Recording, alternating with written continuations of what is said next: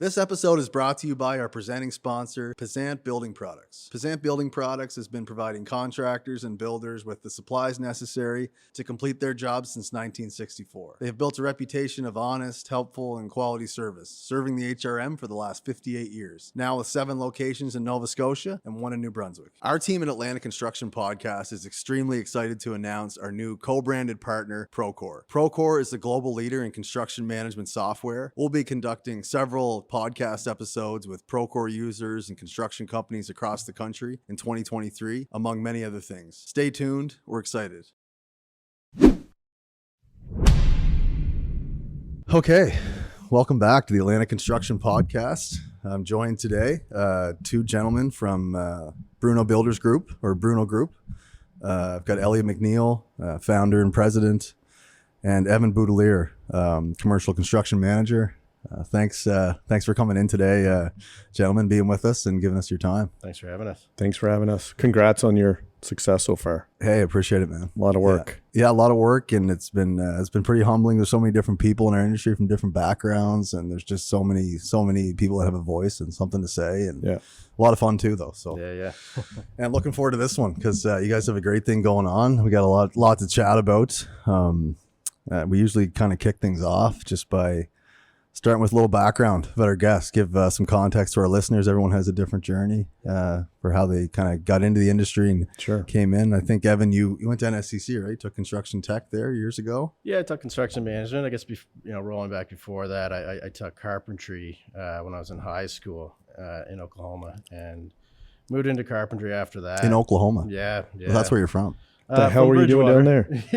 From Bridgewater originally. Yeah, the old man worked for Michelin Tire. So we moved around a little bit, and Oklahoma was high school. Okay. It was high school for me. So, did a little bit of labor work down there, and then took carpentry and moved into a carpenter role back here in Nova Scotia. A few years went by. I jumped into the construction management technology program. Was it still a 2-year course then? It was, yeah. It was, and from there, I jumped into the commercial world. So project coordinator, assistant site super for a couple of years, and then into a site super role for 3 or 4 years, and then into a project management role after that. And then most recently, the commercial construction manager role. Yeah. So when you in the carpentry days, like, did you kind of know then? A lot of people are like, this is what I want to do. I want to be on the tools and just want my own truck and a nice, get my red seal and I'm good to go. But you kind of know then you wanted to kind of work your way up more into the management space. Or? Yeah. I mean, there was a point, I remember in December, I was swinging a hammer, hit my thumb. I was like, I gotta move on from being on the tools. But before that, I knew the plan was to pursue where I'm at. Yeah. Obviously. So, and that was a younger age. That was building forts and pretending to be a construction manager. Yeah, exactly. Right. It was always there. Right? Yeah. That's actually where I got the bug. Yeah. Building forts. Yeah, absolutely. Yeah. Like out in the woods.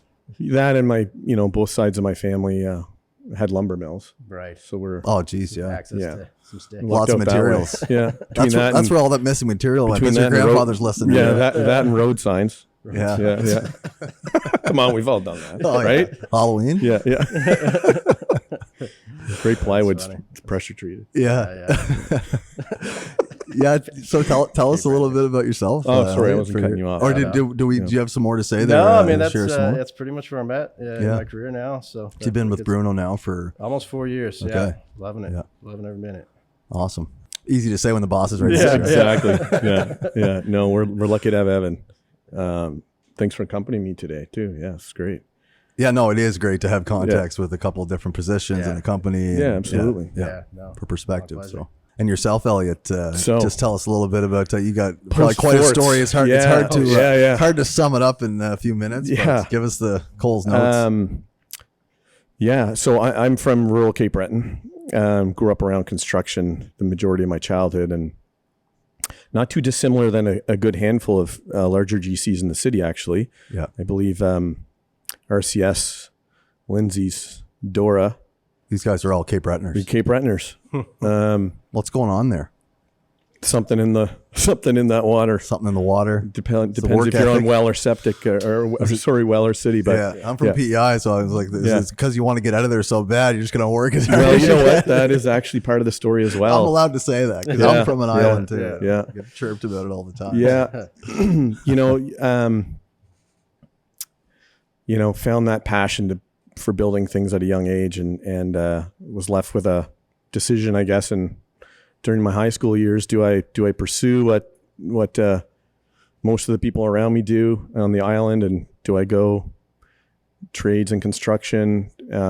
Or luckily for me that the internet was coming online mid-90s, and I had bigger aspirations to pursue technology at that time. So I did, and gained education in digital design and communications, and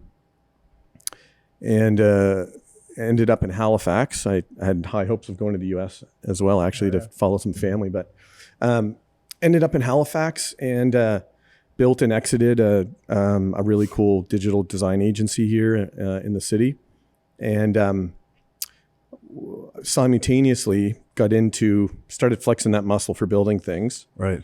And got into buying, building, renovating property. Mm-hmm. Evolved into building custom homes, and You started in residential. Started in residential, yeah, and found myself at City Hall pushing development agreements and permits, and got my first taste of what it was like to create real value with property and finding an edge on an everyday property, finding new ways to unlock value and What was it like the first experience, like you're saying at City Hall, and kind of going through the permitting phase and zoning? And it was daunting. I was young 20s trying to get additional units added to duplexes and whatnot, and I still remember changing clothes in the bathroom at the end of the day in the office and putting the gear on and actually going and doing the work in some of these projects. And it took that grind, and I almost burnt myself out, obviously, trying to do both businesses at the same time. But I was lucky I did. And after 10 years of doing both and exiting that other company, I decided to pursue construction and real estate full time. And I was lucky enough to build a lot of great business relationships through those 10 years of being in the agency business. And right. As an entrepreneur still, right? Yeah. There's Yeah. a lot of And, overlap. I just love people. I love meeting new people and learning about them and building those circles, those networks. And I've done that the minute I landed in Halifax. So anyway, to circle back there, I through those 10 years or so, and then those business circles, I was getting invited to help others with projects, and I didn't know everything about the fundamentals. I was not formally trained as in engineering or as a project manager, but some of the project management fundamentals are similar in a lot of organizations, depending on what you're building or managing. Anyway, I was in search for medium-sized GCs at that time to help both myself and these other kind of consulting clients I had. I was doing basically owner's rep work. And I was having a hell of a time finding medium-sized GCs that had their shit together. There wouldn't be that many options out there, right? There really wasn't. And quality. this was 10 years ago or so. And just communication and understanding proposals and budgets and scheduling and being accountable and responsive and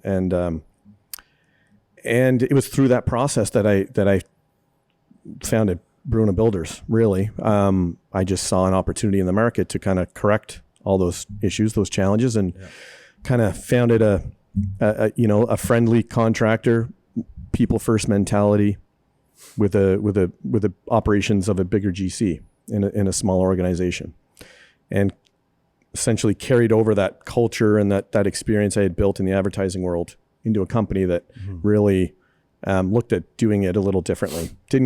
Not coming from a large organization and adopting a lot of those same approaches and principles, and that's how I started to attract others that were in the industry that were maybe looking for doing it a little bit Yeah. doing it a different way, with true relationships first. And Yeah. That's one of the, not to cut you off, you No. had something on the tip of your tongue there, but one of the interesting things about just being able to engage with so many different people on the show in the industry is, the stories. You have an interesting story, right? Obviously entrepreneurial. Sounds like you started a business right out of university and you came to Halifax and 10 years doing that. But you can see, like, people might think, gee, that's quite a jump or quite a pivot from advertising, marketing in that space over to construction, right? But when you look at it a certain way, not necessarily. I mean, it's people, you're selling, you're seeing opportunities. And then, the fact that, you've seen a need, for a GC, and then why don't I just do that myself? But also you were saying you didn't have a lot of the soft skills, or like you weren't an engineer, you're not a experienced carpenter, and a lot of times those are the things that kind of stop people from taking that leap, because you can't be everything. And if you're a business owner, like, it's not that you don't respect the trades that are doing what they do. It's a craft, it's an art, but hey, you can't have those skills unless you're doing it every day for 10 years. So that does stop certain people from entering into that space, right? Can be intimidating, especially on the blue collar side, right? Like, you got to know your stuff. And if you don't come from that background, there might be, so it's an interesting story of how you ended up with what you've built, right? If I didn't have a childhood of doing those things and learning how to frame a wall when I was 11, shoot myself with a spiker when I was 15, I wouldn't have, I had the confidence. Okay. Those stripes in a small way, right? So, so that gave you the confidence. And then building those relationships with trades early and understand. The reality is, when you're building a business, you're it's about putting the right people around you, and leading them in the right direction, and building them up and developing those people. And you say it's a lot like a coach in a professional sports team. Absolutely. You're cultivating people around you that can win. Absolutely. You know them intimately almost. Absolutely. And I was, I was lucky to have built I'm proud and blessed to have built what we have today, and the people. It's the people that are around me, and that I'm, that we're lucky enough to have that are able to create and pull off the many projects we have. I mean, but obviously I know what we're doing. This is not a, that speaks for itself. Yeah, absolutely. Yeah. So that's kind of that was the transition and kind of founding of Bruno Builders. Awesome. Almost 10 years ago.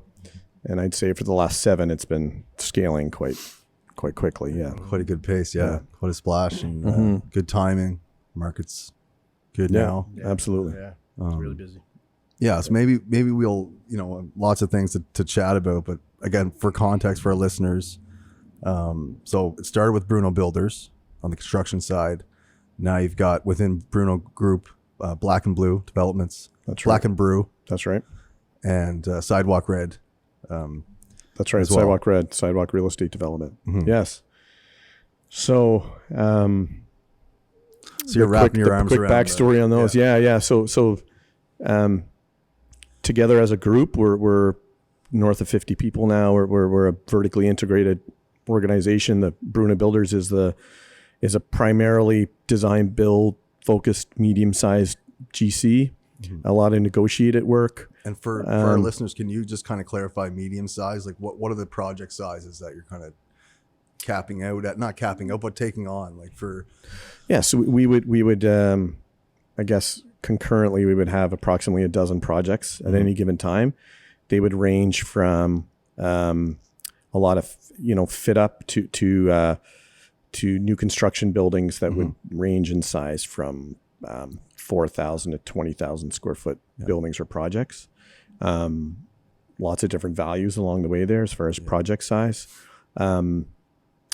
Incredible clientele, for the most part, entrepreneurs or business owners that are looking for a nimble, intimate kind of build partner. And 75% of our work would be commercial and 25% custom residential. Yes. We would run about 4 large custom resigential projects at a home, oceanfront homes or massive addition projects. Some of these homes, I mean, can almost be as bigger than some of the commercial stuff that you might take on as far as sales and that, right? Pretty Project extensive. value wise too. Yeah. They're really nice builds. Yeah. Yeah, and fun to be part of, right? When you're dealing with a custom home like that, and it's lots of high end design and materials. Yeah. And we employ a commercial model, commercial approach to running the project in within our residential projects. Right. So that's we believe what allows us to function at scale in the residential space. If you can figure that out with your client, it's not easy. It's a very personal, emotional journey for that owner. Sure. And so, but in some ways we started there way back, right? So we get that, and we're lucky to be able to do it at scale. And again, of course, have lots of great people that make it happen from that's far different self-performing carpenters, project managers. Yeah, it's a far different approach than kind of building on spec, where you're kind of building not cookie cutter, but like the same home numerous times. This is very custom, every single time. very unique. Yeah, different consultants every time. It's challenging, but exciting. Very cool. Yeah. Maybe Evan, can we talk about just a little bit about your position at the company as a commercial construction manager? Are you managing? Is there 5 fit ups downtown Halifax, maybe some new restaurants that are happening or new retail stores, and you're kind of, the site supers are there, you're kind of looking after each one? Just a little bit about kind of the operational side of the commercial. Yeah, sure. I know. Hard to sum up in the term construction manager can mean very different things in different organizations, but primarily my role now is I'm still doing project management. We still have some other project managers with us as well. We have a great team on the commercial side doing project management. I oversee them. I'm trying to get involved in all their projects, but they're running their projects still. So, so at a higher level, I'm assisting them and coaching them as best I can, but they do a great job, so it makes my job a little easier. Yeah, it certainly would, man. The site supers are pretty key. Have those guys in the site. Exactly. So even having our site supers, they're the rate limiter to growth. Yeah, absolutely. And right. That's what we're all experiencing. Labor shortage, especially for those certain positions where you need to have that experience, and you put somebody else there and they can't hold the boundary because it's just How do you find that yourself, as far as labor shortage right now? I mean, it's impacting everyone, but what are your thoughts on it? We, post COVID and during COVID, we realized, as most of your audience would know, people don't really respond to job ads anymore. Like those days are in over. A crazy way done, right? Over. And so you have to find other ways of attracting these unicorns now, and or developing them. And so we realized last year that we have to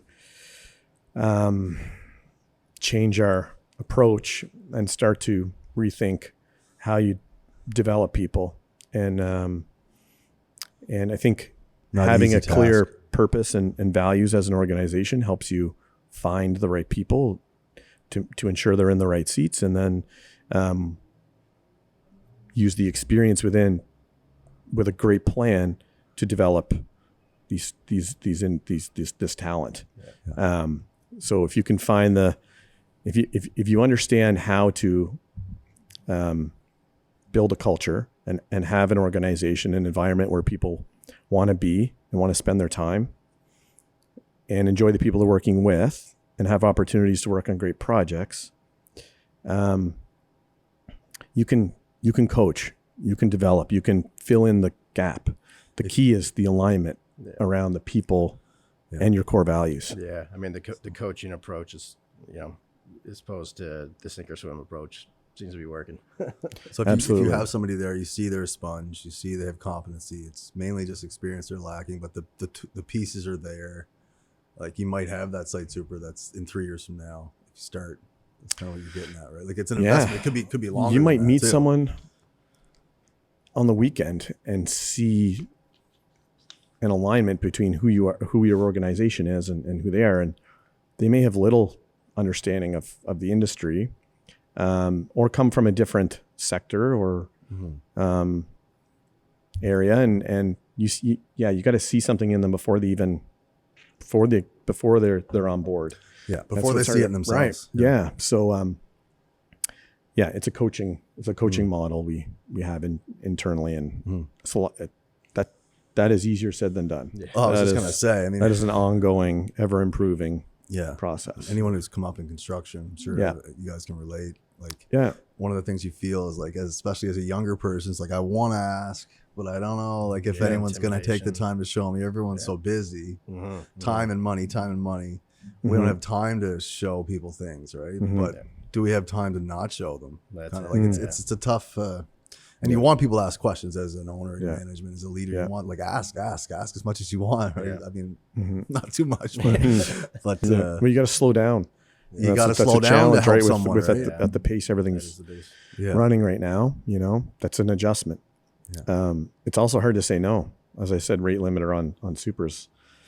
Hard to say no to that project, but you don't have the site super for it. You can't do it. Absolutely, you could have 12 jobs in the pipeline and no one to resource them, or bad news. You know, right? So you gotta be good at saying no. And someone told me once, you'll never hurt your brand by saying no, and it's true. Would you say you have to learn that the hard way? Is that the only way to learn that? I mean, I know it just takes discipline, I think. Well, you know what? Maybe. Because it's not fun when you can't. No, but when you have that urge and the same gifting that enables you to get a company off the ground, it's hard to say no. It's hard to say no when you have that energy, right? Gets a lot of companies in trouble. Yeah. Common tale. And it's very, it doesn't matter if I've made those mistakes myself. Yeah, lots of people have. We all have. Yeah. Hopefully everyone learns from them, right? And can change without too much adjust. damage. Because there's a lot at stake. A lot. When COVID happened, the industry got really busy, and all the subtrades got really busy. And you saw a lot of projects suffer from that, from taking on too much work, and you get into the summer, it's everyone's in vacation mode, taking vacations, and the projects get behind, and permit delays. It had everything. The last couple of years, right? But it seems to have come full circle. Things seem to be getting better on that front. That's good to hear. I think a lot of people learned their lesson over the last couple of years. So for you, Evan, as construction manager in commercial, are you kind of involved, like, say from day one when you engage a client with like budgeting, talking about the preliminary plan, like tendering out? Do you like to be kind of, especially with the larger ones, kind of in there from day one, or you kind of, and then kind of hand things off as you go? Or I find if you're involved from the project from day one, you understand the full capacity of that project and what the client expects of that project.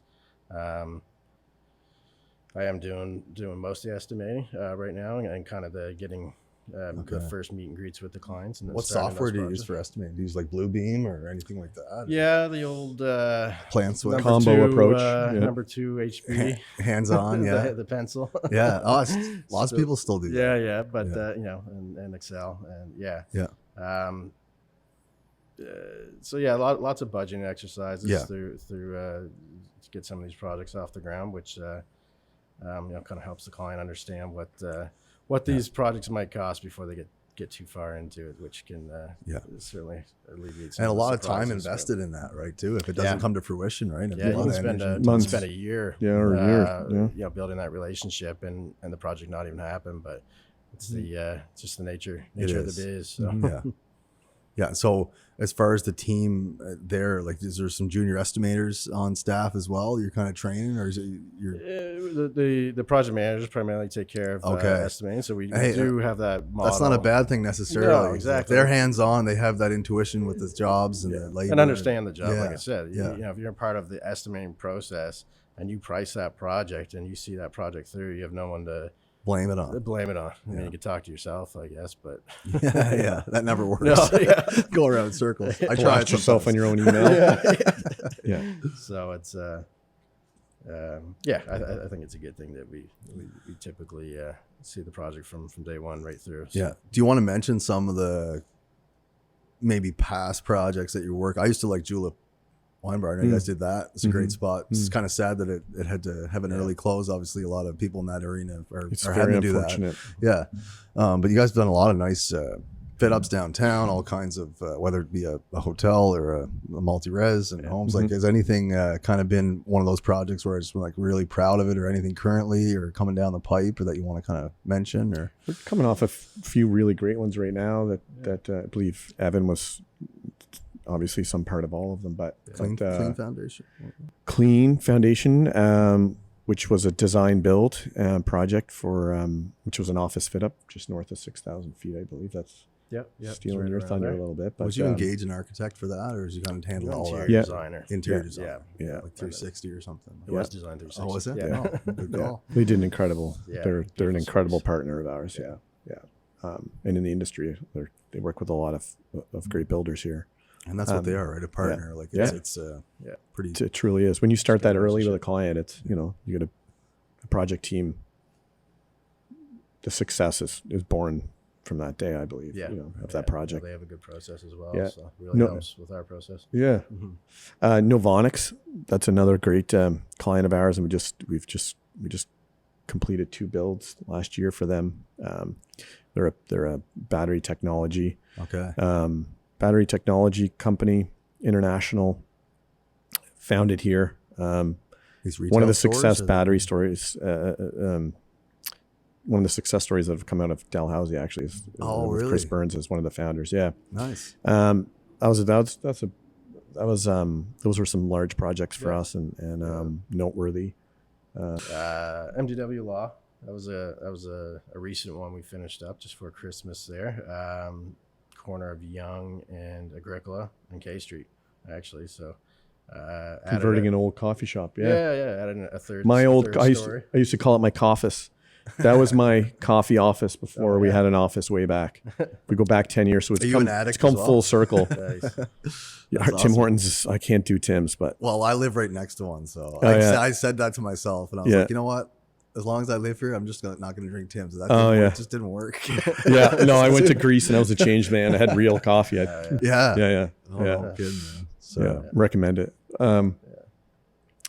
That was a great transformation on the corner. Sterling Architects involved in that one, and the exterior, and really put a touch on it that kept it with the same feel with the rest of the community has. I would say, like the rest of that area. Quick shout out to the newest sponsor of the show, the Stone Depot. The Stone Depot is located in Bears Lake, Halifax, but serves all of the East Coast. The showroom over 8,000 square feet, perfect for masonry contractors, landscaping contractors, builders, developers. Regardless, the Stone Depot is a great option for you, whether you're doing fire pits, patio stones, kitchen and interior stones. So if you're looking for a great stone supplier, visit the Stone Depot. This episode is brought to you by Airtight Spaces. Airtight Spaces is Atlantic Canada's first authorized aero barrier dealer. They help create comfortable, healthy, and durable living environments with the added benefit of energy efficiency.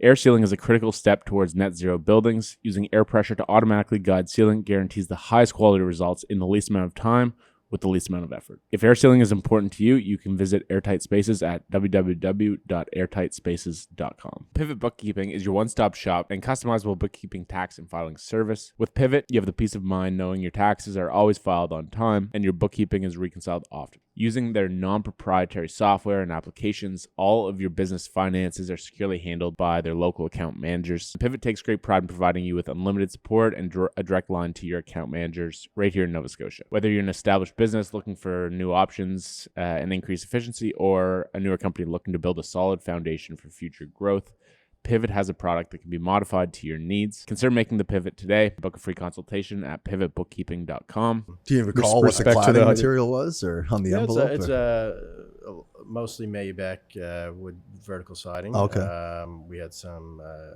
MacNeil composite panels on there as well. Yeah. But yeah, it's just it's a Hydrostone neighbor. Yeah. Okay. Yeah. Yeah. And it's actually fully female run law firm, 3-story. Really? Unbelievable project, unbelievable company, great story. Yeah. great Okay. clients. Yeah. I remember seeing some articles about that job. Yeah.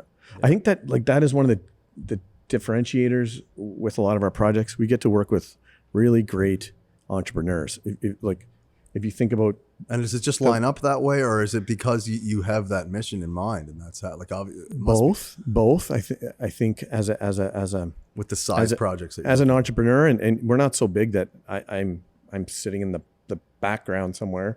You know, I'm very passionate about meeting these business owners, and you're quite quickly introduced from one to another, and we've I don't know if I'd say we've niched out, but we've carved out a bit of a niche there where we're working directly with business owners that have successful organizations. They're not necessarily startups. They've proven themselves.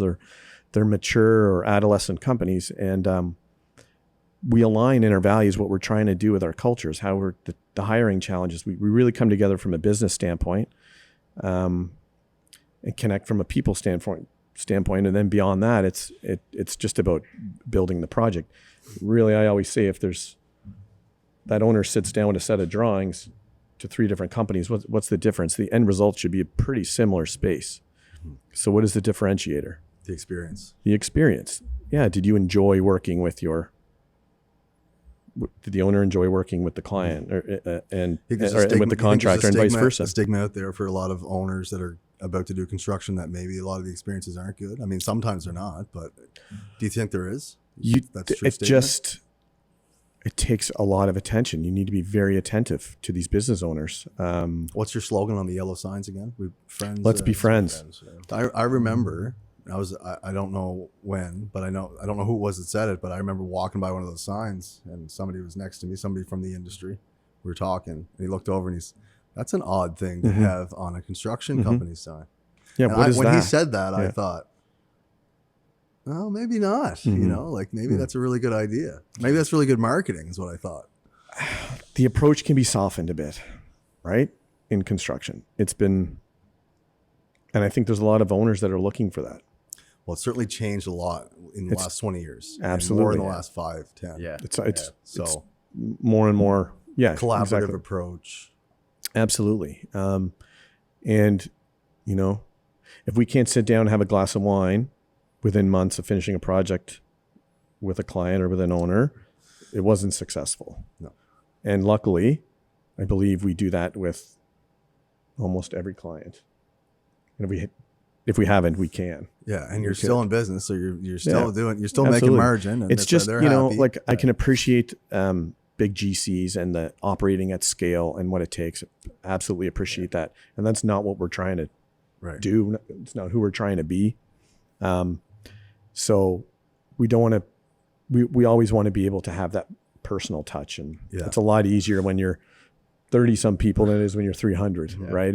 And so that's in your mind when you're having a meeting with your team, with Evan and some of the others who've pursued a project. You're thinking you're ready to maybe make something happen or sign documents. You're thinking, okay, this looks pretty tight. Like, I don't know if we're going to be able to pull this off, or if it's something about it that's not going to enable you to sit. Then you're probably going to stay away from it, right? Like, that's kind of the. Yes, we don't require the volume of work that other organizations may need, other construction companies. So you accomplish that by being picky about what you take on and who the size projects, but the scenario, the clients, many different things, right? It's easier to identify projects that will bring challenges and if you want to call them red flags, but it's easier to identify those. Everything's easier when you're smaller. Right. Really? Right. And we're not small, but we're at that size where we can be really attentive around all of those things. Cause you're right. It's like hiring wrong. You can onboard the wrong project too. And it can really hurt. Yeah. So, getting ahead of that as a team. We're not taking everything that comes across the table. That's for sure. But I don't know how picky we are. I don't know if that's the word. Yeah, picky, that might not be the right word. Yeah. We're not usually too picky. We'll take the work, right? That's kind of the thing, construction. Yeah, that's it. But but we, like Elliot said, we do sit back and evaluate what that project looks like and are we going to be successful at it? And make a judgment call. Are we the right fit? Yeah, that's an interesting statement you made earlier. It's kind of like, hiring the wrong person. It's like taking on the wrong job. I mean, it's like that can kind of shake you up quite a bit, as a business owner. If you saw something in someone, you put them you should be controlling everything except the people. So if you put them in a place where they could thrive, and maybe they're not, or you take on a job you didn't see, it can, it's hard to point to somebody else, right? You want to trust your gut, and you want to keep that confidence. But what's your experience like with that? I mean, you can't be perfect, right? I met with a fellow contractor in the industry this week, and they hired wrong, the project manager, and flat out busy. Really believed in what this guy had pitched. So he wasn't blinded by how busy they were. Where it's like, I wish this guy was what he's not. He really thought that. Yeah, they were led to believe that he was fully capable and competent. And they did some early check-ins, and everything seemed fine, and he talked the talk. And he ran 3 jobs into the ground within a year. And I mean, that is detrimental to everyone, the owners, the contractor. It didn't work out. And I think that is the real challenge of today is you need those positions. Everyone needs people really badly, as we know. There's limited resources, limited options, and mistakes are going to occur more often now, I think. So how you recruit, how you hire, how you onboard, how you coach, it's again, this goes all, this is across the industry. Yeah. We've got some pretty crazy examples of things that have happened that we've seen in the last little while. Yeah. And of course there's going to be mistakes, man. It kind of makes me think of like a scout who calls up that guy just 1 year earlier to the big leagues and ruins his career. Yeah. It's just like, but he thought, he's trusting his gut, and he's seeing all the signs. It's a good analogy. It happens. Yeah. I know what this may be off topic. We just did a brouhaha as our version of a town hall. We had a town hall. We were just sharing some of the realities of what the next, is that when you the reality of the companies together? Yeah, that's when we bring the whole group together. Yeah. And we're just sharing some of the challenges and real life examples of what we're seeing in the industry right now. And someone shared example of a drywall contractor that was on one of our sites, and the guys were on YouTube trying to figure out how to tape. That is not a good sign. That's not a good sign. We've also received engineered drawings, electrical drawings, with no outlets, no receptacles in the hole, and all the drawings. So just steps are skipped, things are rushed. It's there's some real challenges out there right now. Yeah. And with the amount of new work being awarded, it's even scarier what's gonna happen. Yeah, and it's hard to take on some of those projects, not just if you don't have the right site super on your staff or enough project management. This was, you don't have overflow. Like, it's what about the trades, because the trades are busy and the job doesn't fit for them. Like, they're not going to price it aggressively. Plus, if they're new, we don't know. We've never worked with them. It goes down the whole hierarchy there. Yeah. And as soon as you think, I'm sure you deal with that all the time. Yeah. I mean, they're going through the same pain we are. That as soon as they have someone that's a great fit, they might move on, and then they're back to square one, looking for the next person to fill that role. So, but yeah, it's and where the market's so busy right now, you get some of the smaller. Just thinking of HVAC, for example, like they're only running 3-4 guys when they could double that, and still with the amount of work they have on. But everyone's just spread thin, is what it seems like. So and I'm assuming like any GC, I mean, your preferred subcontractors are pretty major part of your success, right? I'm assuming over 10 years you guys have built that with a lot of the right size trades and whatnot. But there's always going to be gaps here and there, right? No, building those relationships is key. You really trust those guys and lean on those guys to make the whole project a success and the company a success. So I don't think we give them enough credit sometimes, but those relationships are certainly there. That's a good point. Yeah. So maybe can we talk about is there a few projects now where you kind of have Sidewalk Red, Black and Brew, and Bruno Builders all involved on the same site as an owner and the construction side? Does it happen a lot with the scenario where maybe Bruno Builders is involved over here on the construction and Black and Brew doesn't necessarily mean that you're able to do the construction on those, or just a bit of context? Sure. So yeah, we spoke of Bruno, but Black and Brew is a construction manager. They are multi-residential, multi-family building arm of the group. So the majority of our work is focused on in-house projects. Okay. Yeah. Borne by Sidewalk, and we are currently considering pursuing select third-party multifamily projects. Okay. And one exciting project we've embarked on is the conversion of the Centennial Office Tower building on Hollis. Wow.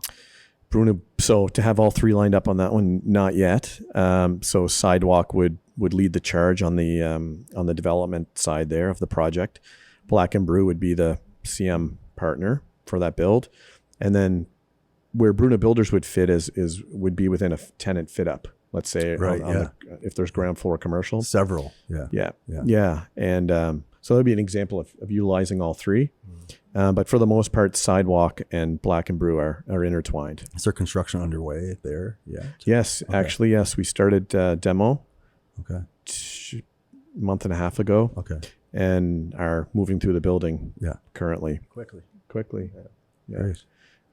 It's going well. It's an exciting project. We've picked up another office tower in downtown Dartmouth within the Sidewalk group of properties. And we're actually one of the largest landowners in downtown Dartmouth now within Sidewalk. And that was going back a number of years again, around the time of founding Bruno Builders. I did my first larger medium-sized real estate development project over there and just learned everything I needed to know about that market and kept it on the DL. Right. And saw a big opportunity. You say the Dartmouth side. Downtown Dartmouth, right in the downtown. Yeah. And we've acquired a large pipeline of projects there. We have about 700 more units to build downtown. We first started with the commercial, rebuilt a lot of the retail. Yeah. So a lot of the tenants you may be familiar with in a lot of our buildings are the breweries. There's Lake City Cider and Brightwood Brewery and the Canteen and the Rio Gym, and I mean the list goes on. A lot of Portland Street and a lot of the side streets. Oxalis Restaurant. We're just adding another restaurant to the side of that. Wow. So that's connected to them now. Things for you guys is to have all these connections with people in different businesses, whether it's the service industry or the fitness industry. Absolutely. And you build those relationships within the downtown core. Yeah, it builds a community. Yeah. Something interesting we're doing right now. You know, we build great relationships with these tenants, and so proud of what downtown Dartmouth has become through this ecosystem of young entrepreneurial curated tenants that all work well together. You know, we sold the Canteen building to the Canteen owners, and it was such a win-win. It was good for everybody, even the community. And now we're considering doing the same thing with our other smaller buildings that have really great operators within them. Yeah. Because it's a challenge think of being a restaurant and buying a building and renovating. I mean, the bank is not going to be excited probably to have that conversation. To run the restaurant. Exactly. So to have a completed project, stabilized building, then you're an owner operator, the conversation changes really quickly. So that's something that we're doing right now. We're also converting the old Super 8 hotel in downtown Dartmouth. We're just finishing that 80 unit project. So we've got a lot of projects stacked up. Yeah. That's Sidewalk around the city. That's Sidewalk. Okay. And then the RBC building in downtown Dartmouth on Portland, that's going to be part conversion to residential, part Class A upgrade of office. Yeah, you've really had your hand in the progress in the downtown Dartmouth, in Dartmouth in general. I mean, Dartmouth, I think everybody realizes it's really evolved, and so is Bedford, so is downtown core of Halifax, and the views from the Dartmouth side are amazing downtown. It's true. It's true what they say in Halifax. Yeah. It is the bright side. Yeah, exactly. Yeah. No, it's That's a really something that you would hold near to your chest, though. I'm assuming like that's something you're very proud of. It's all the yeah. You could say part of it's luck, part of it's timing, but a good part of it is vision and but you have to being work able hard to get lucky. well, yeah, and putting all that together was not easy. You gotta, it's a grind, but if you're persistent and you'll persevere and find a way. And I think that's, I find an opportunity first and then figure out how to get it done later. And that's worked for me, and especially with the real estate side of things. Yeah. Evan, just going back to the labor shortage, I'm just curious, like someone in your position in commercial construction management, leading up that division for Bruno, are you finding like as far as the trades on new projects as they start, not that any trades are, we don't have enough good men. I mean, that's not what I'm getting at. I just mean like, is there a sense of urgency on their end? Like, or hesitation, like, we're so busy and we're finding it hard to find guys. Are you feeling like you're having those conversations with a lot of the different trades or around the labor shortage kind of? It seems to be getting better. Yeah. There was a lot of tough conversations over the last couple of years of like, why are you guys behind? Well, we don't have manpower. Yeah. It seems that, like I kind of mentioned earlier, that those companies have since realized they can't take on as much work because they don't have the manpower and figured out how to balance balance their workload. So luckily I haven't had those conversations as of late. And things seem to be rolling great. pretty good right now. So let's hopefully we're rolling into the vacation months. So we'll see what the summer brings. But getting our first taste of spring here in Nova Scotia this week for sure. So. But that's good for progress. I mean, it looks much better work outside this time of year, and everyone gets a hop in their step. You can see it. Sure. You can feel it. Yeah, the energy is vibrant. Yeah. We should talk a little bit about technology. Obviously, one of our partners here at AC Media and Atlantic Construction Podcast is Procore Technologies. Cloud-based global leader in construction project management software, and I know that Bruno has adopted their software in recent years. When did you first adopt Procore to work into your operations, and what made you choose that as far as perhaps another option in the same vertical? Yeah. So we had signed the contract. We were official Procore adopters July 21. It'll be 2 years in July. And was that? Go ahead. Sorry, the reason? Well, was that because you kind of reached a threshold where, hey, we need to have? Was there other reasons too? Well, as everyone knows, reporting is everything. In this space, and yes, of course, document control and communication between the field and the office, and as I mentioned, running approximately 12 jobs at a time, information needs to be readily available, quickly and consistently.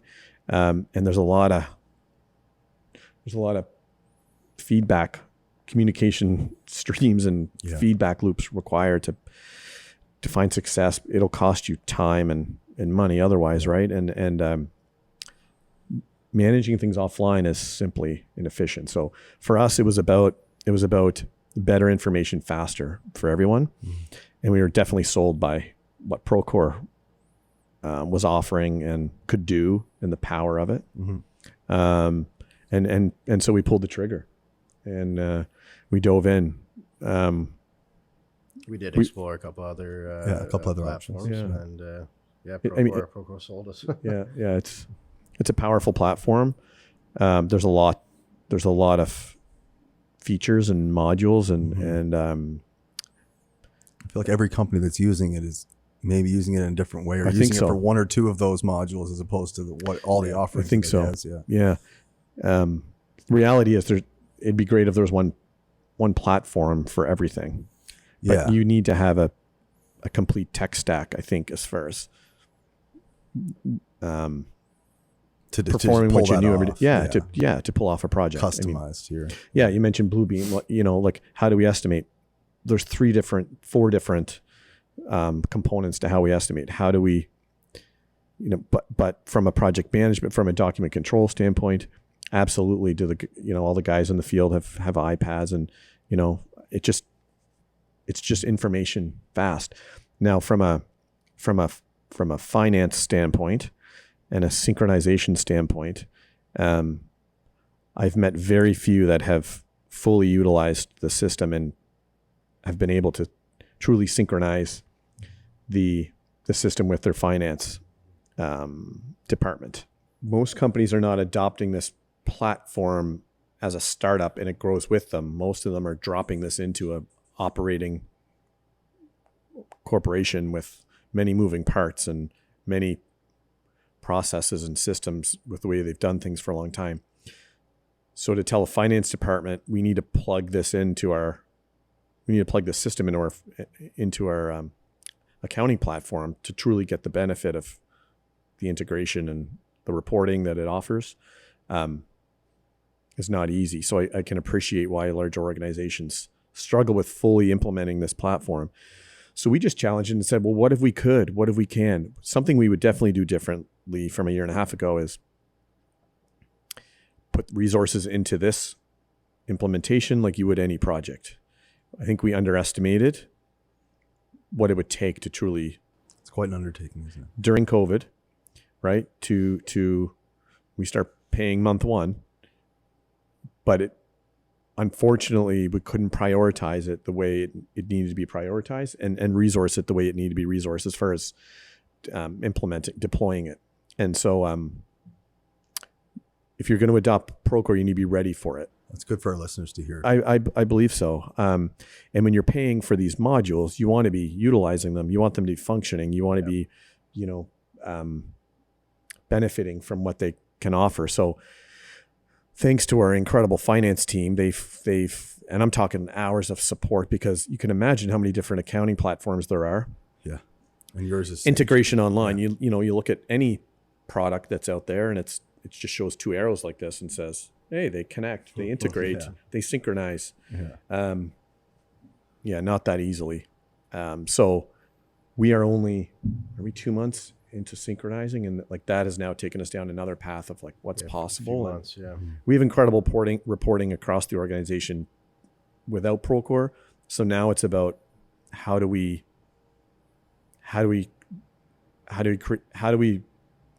create even more automation, take away a lot of the manual reporting, and truly gain all the benefits that these modules offer. Right.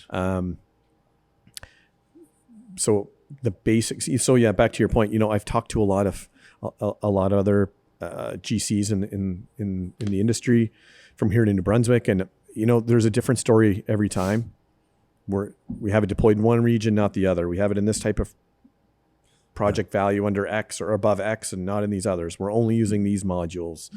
We don't use it for this. We use it for that. We can't even think about. I actually reached out to a large construction WhatsApp chat group that I'm in across North America, and we use a Sage 100 accounting platform, and out of almost 200 construction companies, there was no one that had synchronized these two platforms, and but yet there was only a couple. There was only a few that were synchronizing at all.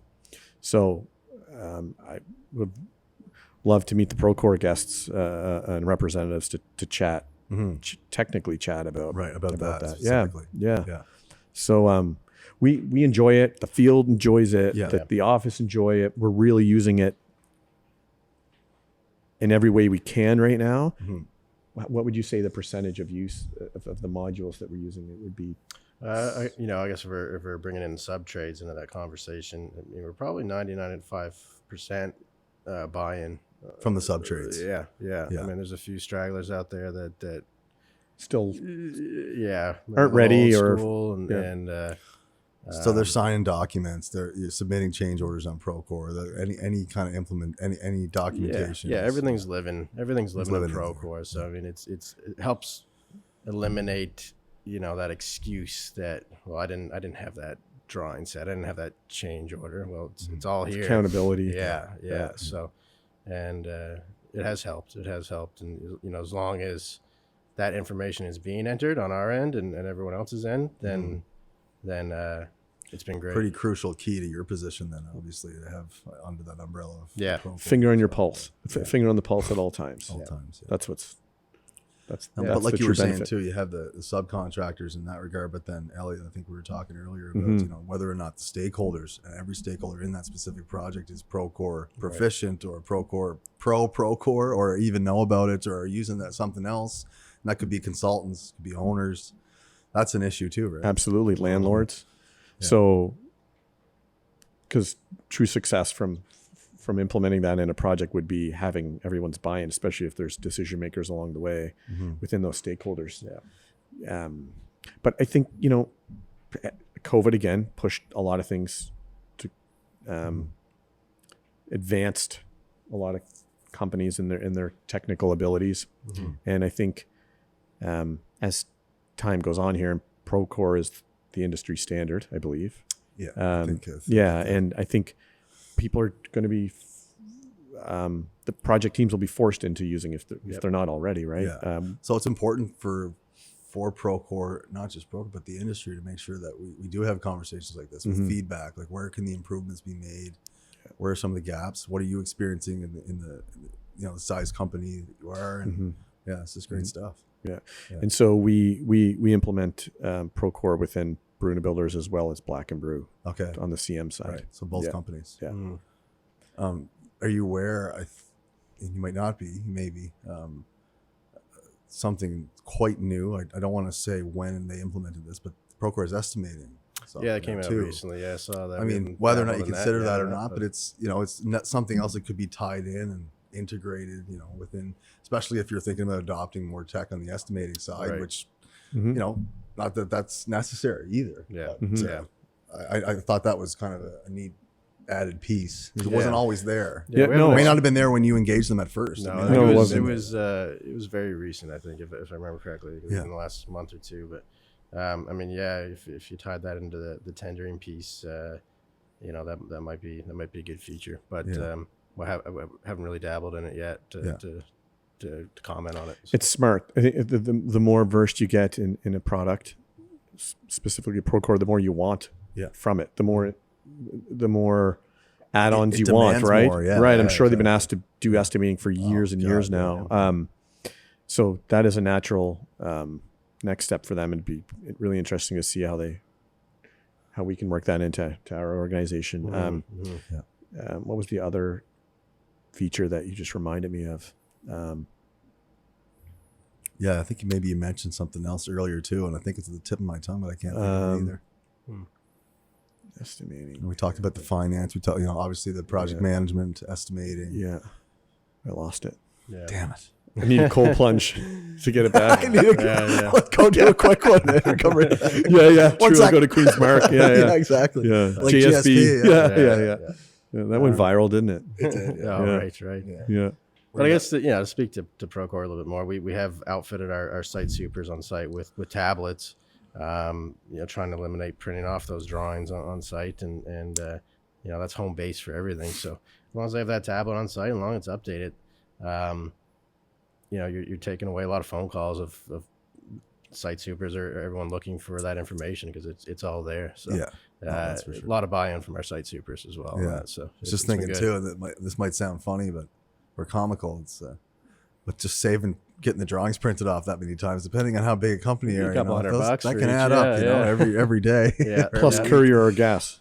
Courier, gas, printing. It can certainly add up. Time. It's time. Yeah. Time is money, right, in this industry, and really, I guess that's what Procore's in the business of doing, saving people time. Yeah, right. Absolutely. Yeah. Anything else, gentlemen, that maybe we haven't discussed, or that is kind of on your mind to sort of push out there to our audience, or make people aware of, or just, sometimes you don't remember till you're on your way home. No, or I think here, but we did touch on a lot of stuff. I think Evan mentioned our sub-trade partners, and I think a big shout out to all of them. Literally, without them, the projects don't happen, and we need each other more than ever to get through the amount of activity that's happening out there. Also to our incredible leadership team that within the organization and everyone who leads the different entities. It's hard we to have. shout out names because you don't want to leave anyone out, right? It's Yeah, like, it go is, ahead yeah, if you feel yeah. like it, but Yeah. It's a good energy right now around the office for sure. A lot of good culture is what you good feel culture from Bruno. and it feels good. What Yeah. about some like as far as internal crews? Like, would you have some carpenters on staff, like some younger folks that are kind of going through their apprenticeship journey or anything like that, like right now? Or We do. Yeah. We do. We would have, correct me if I'm wrong, we have 8. 7 or 8 years. oh, okay, Yeah, well, yeah. pretty significant crew then. So Yeah. are they doing a Yeah. lot of the framing on your builds? They're like more devoted to the residential side. Okay. As you know, in commercial, you're Yeah. pulled in every which direction for small items that just kind of fall through the cracks. But I mean, you can really carve out scopes of work in residential for them, Yeah. for that internal crew. Yeah, exactly. Yeah. Oh, that's great. Yeah. That's great. You need the key people that are versatile in-house and can jump around. But they're very well-rounded, experienced individuals that can jump from framing to hanging doors to trimming interiors to, cladding, whatever it might be. Yeah. What else? Our currently we're in 3 separate office buildings right in downtown Dartmouth, all neighboring each other. But we again worked with Design 360 this year to create a new office space within the RBC building that is almost 8,000 square feet that will bring us all together under one roof, which is important. We're talking about information and cross training and development and coaching, Right. to have us all in one place. Yeah. So Milestone. this is a humongous investment for us, but, another example of investing in our, in our people and in the organization, and really bringing our one purpose that is the blanket across the whole group, which is boldly building a better city. And we truly believe that. I mean, some of the real estate projects we take on, the owners we get to work with at Bruno Builders, if we didn't work on downtown Dartmouth when we did, if we didn't buy this office tower and convert it, if we didn't work with MDW and the city to help change the zoning, they would never have existed on that corner. So we really believe we're excited to be able to get behind and contribute to a better city in Halifax. Yeah. I feel like too that move is gonna, like a lot of Atlanta companies, sometimes you don't see a lot of people that work on the same team. You might see them online on a screen, but the whole crew doesn't maybe get together all that often throughout the year. But then all of a sudden you have your whole team in one place, kind of like the big picture is gonna be right in front of everybody. So I'm sure that'll be a great change. Yeah, looking forward to it. And we put a lot of time into spending time together outside of work. Yeah. During work.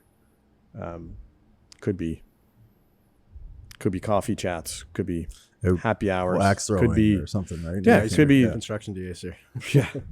yeah, us and 1,700 others. And that's important. We really care about too. Like I mean, those are planned events, but there's a lot of unplanned events too, where it's it's not forcing it. You're friends with your coworkers. Exactly, going to lacrosse games and stuff like that. It's not it's not like it's the company's paying for all that. It's on our own, and we enjoy each other outside of work. Yeah, so it's a good sign to see coworkers just hanging out, not formally, just because they're friends. Well, if you go back to hiring on core values, you will get very similar people aligned together. Core, because that's key. It doesn't change. These are core to who they are. That's core right. to what your company is. That's right. That's right. It's very interesting, though. Yeah, and our core values as for the organization. Somebody might hear that and think, well, core values, like all these terms, right? But just how important that Some is. people think it's fluff. I know. That's why I'm saying that. And not because I think that. They think of it as a mission statement. But at the end of the day. But you're talking about the psychological temperament and attitude of human beings here. This is the core of who they are. This is at the core of who they are. This is the core of who they are. And if we're good at defining that as an organization, by the way, they're be open, be better, be kind, be bold within our company. Those are And your four core values. those are our core values. Yeah. Can you say them one more time? Sure. Be Be open, yeah, as in open to learn, open to open new to- ideas. you just need to listen. You need to be okay with understanding there's a different way or a better way. Change. Yeah, absolutely. Being better, you gotta do your best all the time. You really should try and exceed and surprise whenever possible. And be kind is almost straightforward, but that is how we do things. That is being good humans to one another and to everyone we work with. Being bold is simply it's the innovation piece. It's thinking differently. It's taking on things others wouldn't. Mm-hmm. It's a confidence. So were you going to chime in there? Yeah. You got her. Yeah. So, but Saying it pretty well. but when I say it comes down to the core values, this is how we hire. There's a process we go through to identify the alignment early. Yeah. Then it's about can you do the job, or what do you need to actually Right. Once they to get do the past job? that first Absolutely. checkpoint. Yeah. And so to Evan's point, and this exists in other organizations, but I don't know how many organizations would it exist without understanding who they are and how they hire and how they exit as well. Mm-hmm. It's easy to understand then when something's not working and somebody is not being open. How the employee exits, right? Well, Is that how what you you mean? need to work. How do you coach that person if they don't understand how to be open? Right. There's a time where it's not a fit. And Yeah, exactly. Anyway, perfect. that's what brings us together and allows us to find more like-minded individuals that are good for the team. Yeah. No, thanks for sharing that. It's interesting. It's very important stuff when you're trying to build a business of any kind, right? It's people. Absolutely, it's the foundation. People are complex. It's the foundation. Yeah. Well, I just want to thank both of you, Evan and Elliot. Like it's been a treat for our team here to have a chance to chat with you guys about all kinds of different stuff and your personal stories and the success of Bruno Builders and Black and Brew and Sidewalk Red and talk a little bit about technology and Procore and some of the great stuff and projects that you've worked on and are working on. So it's thank you for your time. We should do a couple shout outs, shouldn't we? Yeah, and please really do. appreciate Please you shout out inviting us in. anything. I know we were trying to line this up for a while. Yeah, it's always like that. And No again, worries. congratulations on what you guys are doing. It takes a lot of effort and commitment, and Appreciate can that. appreciate Thank you. that. Yeah. So we should be shouting out at Bruno Builders. You should do some shout outs. Yeah, I guess my project management team. I kind of shouted out earlier, but thanks for killing it, guys. Making my life a little easier. Yeah. So Logan. Logan, Dylan, Lucas. Yeah. Logan's Beth. working on the Timberley Hotel, right? Yeah, exactly. Yeah. Beth, one of our other fearless leaders. Yeah, she's great. Yeah. So, Rebecca running the office. We got an incredible finance team led by Kelsey. Our people departments led by Melissa. Yeah. Black and Brew led by Justin and Matt. Yeah. And Joe at Sidewalk. These are incredibly talented people with unbelievable teams supporting them. And If somebody new in marketing, is it Amanda or something? I hear yeah, that. we have 1.5 and kind of hybrid and blended. Yeah. So we've actually taken all of our marketing in-house. That was a big step in the last couple of years in building this back office that is shared amongst the companies. Okay. As we were talking about, our finance team supports all of the companies, and Very marketing, the approach. brand and marketing's been very important to us, obviously, over Yeah. time. And so we have a big commitment and investment made there. And it's working out really well. And it's a joy to go to work every day, really. Awesome. Yeah. Good for you guys. Amazing. Yeah. Thank you. Thanks again. Sorry if we Thanks missed so much. some people. It's Yeah, that's the stage thing, fright. right? It's all right. That's it. Yeah. Site supers. Yeah, we can start. Want to finish Yeah. off with I guess. finish off with a running story? Yeah. The time in the airport. Inside joke Yeah, for yeah. anybody listening. Yeah. No, Exactly. yeah. Thanks a lot, guys. Been a Yeah. treat. Thank you. Absolutely. Thank See you tonight. Thanks, Dan. See you tonight. Yeah, Yes, thanks a absolutely. lot. Should be good. Cheers. This episode is brought to you by Cook Insurance, your trusted insurance broker in Atlantic Canada for 50 years. Insurance is complex, and the Cook team focuses on delivering comprehensive solutions for your construction needs, including builder's risk, wrap-up liability, performance bonds, and project-specific construction. A Navicord partner since 2020, Cook is one of the largest construction brokers in Canada and offers national strength with a local touch. Whatever your insurance needs are, Cook has you covered. The team at Atlantic Construction Podcast have been able to build a strong relationship with the folks over at FCA Surety. FCA Surety is heavily engaged in supporting the Atlantic construction marketplace and helping contractors to build their businesses, and we can't recommend them enough. While FCA has their head office in Ontario, many of the members of their team have lived in Atlantic Canada and worked in the construction community here. This gives them a unique national perspective with a local flavor. Andrew Cartwright leads FCA's national surety operations as Vice President of Surety. Their knowledge of the bonding marketplace and understanding of how insurance companies view your business is unparalleled. In addition, the depth of their team and reach across Canada gives them the ability to draw on numerous experiences to help clients navigate items like subtrade, construction disputes, liens, and supplier risk management. These are the things that separate FCA Surety from the pack. Make sure to give the guys a call over at FCA Surety for all of your bonding and surety needs.